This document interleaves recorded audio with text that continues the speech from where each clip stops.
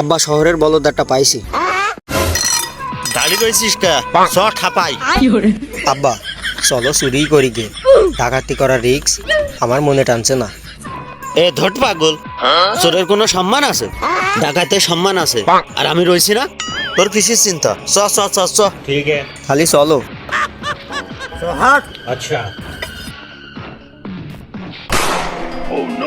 দে বাঞ্চোদ। দে দে আব্বা, ভালো করে ধার দে, একে কপি ওর কাল্লা ঠাপি দেবো।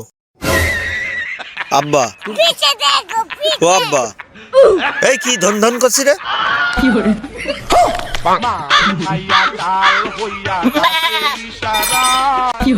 ধুই, তোর জন্য প্রত্যেকদিন বিপদে পড়ি।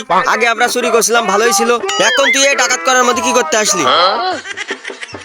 স্যার কিছু মনে করেন না স্যার।